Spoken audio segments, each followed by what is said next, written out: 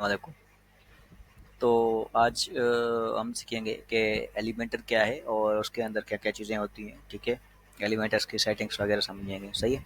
Simple आपने plugins में आना है, प्लगइन्स में ऐड प्लगइन और उसके बाद आपने एलिमेंटर यहाँ पे लिखना है और प्लगइन क्योंकि हमने पहले ही समझ लिया था और बाकी जितनी भी चीज़ें थी डैशबोर्ड में वो सारी हमने समझ ली हैं, सही है? अब एलिमेंटर मैंने लिखा यहाँ पे एक्टिवेट ऑलरेडी हुआ हुआ है तो हम पहले ही चलते हैं एलिमेंटर में, सही है? यहाँ पे हम आएंगे, ये देखें एलिमेंटर, इसको मैं क्लिक करता हूँ। अब एलिमेंटर ओपन हो गया, सही है? एलिमेंटर का जो डैशबोर्ड है, सही है? होम। तो ये एलिमेंटर की जो है बेसिक चीज़ें होती है, jump start your web creation, सही है? तो वेबसाइट अगर आप बनाना चाह रहे हैं या उसमें क्या क्या चीज़ें बेसिक होती हैं वही आपको जो है ना बताता है, ठीक है? कस्टमाइज होता है, ठीक है? उसके अलावा साइड लोगो, ग्लोबल कलर्स, ग्लोबल फॉन्ट्स, ठीक है? थीम थीम बिल्डर होता है, जब आप किसी थीम पे काम करते हैं तो एक कंप्लीट थीम बना सकते हैं। जैसे हमने इंस्टॉल किए थे थीम, तो वो एक बिल्ट इन थे बट वो कोड के थ्रू बिल्ड हुए हुए थे, ठीक है? तो आप एलिमेंटर से भी बना सकते हैं, कोई इशू नहीं।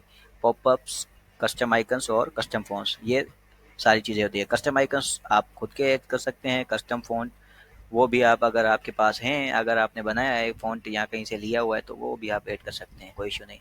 सेटिंग्स होती हैं, सेटिंग में आपके पास पोस्ट, पेजेस, ठीक है? पोस्ट टाइप क्या होते हैं ये आपके आ जाते हैं, ठीक है? उसके अलावा इंटीग्रेशन में आप एम्बेड कर सकते हैं गूगल मैप वगैरह। और दूसरा जो है आपका एडवांस में हम जाते हैं तो गूगल फ़ॉन्ट जो है वो ऑटोमेटिकली वहाँ से अ, ले लेता है, ठीक है? जब आप इसको इनेबल करते हैं। गूगल फ़ॉन्ट्स लोड वो भी आपका ऐड हो जाता है, load font awesome for support, ठीक है?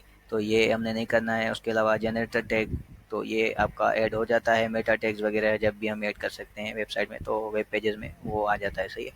परफॉर्मेंस वगैरह के लिए आपने सीएसएस प्रिंट मेथड ये अगर आप यूज़ कर रहे थे इंटरनल या एक्सटर्नल, तो हम एक्सटर्नली फाइल अगर हम ऐड कर रहे हैं तो वो हम ऐड कर सकते हैं, एक हमें ऑप्शन दिया गया है, ठीक है? और उसके अलावा ऑप्टिमाइज लोडिंग वो इमेजेस का आप इनेबल कर दें, ऑप्टिमाइज गुटेनबर्ग लोडिंग वो भी इनेबल कर दें, ठीक है?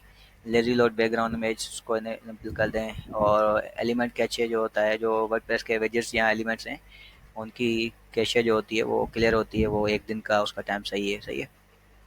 इन बाकी चीज़ों को से रख देते हैं डिफ़ॉल्ट, जब इनका यूज़ होता है तब हम इसको यूज़ करते हैं, अदरवाइज़ हम यूज़ नहीं करते हैं।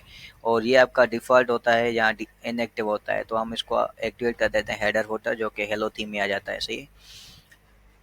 ये हमारी चीज़ें जो है हमारी ऐड हो गई। उसके अलावा एक और फीचर आ जाता है आपके पास, अभी जो इन्होंने नया दिया है वो दिया है the road to editor we for alpha, ठीक है? अब इसमें इन्होंने क्लासेस ये देखें दी हुई है, लोकेशन और उसके बाद प्राइमरी डैश सिटी है, ठीक है? तो ये इस तरह के कुछ जो है ना नया फीचर लग रहा है कि जैसे अगर हम इसको यूज़ करेंगे तो तभी इसमें जो है ना चीज़ें आ सकती हैं, ये अभी इन्होंने ऐड किया है, सही है? New feature. चलें, अभी दूसरा क्या है, रोल मैनेजर। अब आपके पास अगर एलिमेंटर प्रो है तो आप किसी को एज ए एडिटर का रोल दे सकते हैं या उसको कुछ चीज़ें असाइन कर सकते हैं कि आप इस पर्टिकुलर चीज़ को जो है एडिट करें, अदरवाइज बाकी चीज़ों को एडिट ना करें, सही है? जैसे हमने वर्डप्रेस में सीखा था वही सेम चीज़ें यहाँ पे इम्प्लीमेंट हो सकती हैं, सही है? एलिमेंट मैनेजर, इसमें आप देखेंगे कि कौन कौन सी चीज़ें आपने या कौन कौन से एलिमेंट आपने यूज़ किए हैं, जो नहीं किए हैं। जैसे अगर मैं यहाँ आता हूँ कि स्कैन एलिमेंट यूजेज, ठीक है? अब स्कैन आ गया, उसके बाद डीएक्टिवेट अनयूज एलिमेंट। अब जैसे अनयूज एलिमेंट पे क्लिक करूंगा तो इसको सेव करूंगा तो ये जो यूज होंगे ना वो यहाँ पे ओपन हो जाएंगे, बाकी जो अनयूज होंगे ना जो फालतू में हमारा लोड ले रहे हैं, फालतू ऐड हुए हुए, तो उनको वो डीएक्टिवेट कर देगा, वो हमारे काम के नहीं है, सही है? तो फिलहाल हम इनको सही रहने देते हैं, ठीक हो गया? ये चीज़ें हमारी हो गई एलिमेंट मैनेजर। उसके बाद टूल्स में आ जाते हैं। टूल्स में आपके पास जो है सेफ मोड जो कि काम आ जाता है, clear cache files and sync library. अब साइंक लाइब्रेरी हमने नहीं करना होता है ज़्यादातर, बाकी क्लियर कैशे डाटा जो है सीएसएस वो क्लियर करना होता है। अगर आप इसको भी कर लेते हैं, ये तब होता है जब आप जो है ना कैशे हो जाता है या एलिमेंट सीएसएस जैसे जावास्क्रिप्ट केसेस फाइल जो है कॉन्फ़िगर कर जाते हैं या प्लगइन्स के फाइल कॉन्फ़िगर कर जाते हैं और एलिमेंट के कुछ डेटा जो होता है वो आउटडेटेड हो जाता है या उन चीज़ों में जो है जो है ना कॉन्फ्लिक्ट आ जाता है, ठीक है। तो फिर इनको आप क्लियर कर सकते हैं, उसके बाद उनका जो एलिमेंटर का डाटा है वो आ जाता है, और वो जो दूसरा प्लगइन होता है कॉन्फ्लिक्ट वाला, उसको हम रिमूव कर देते हैं, ठीक है।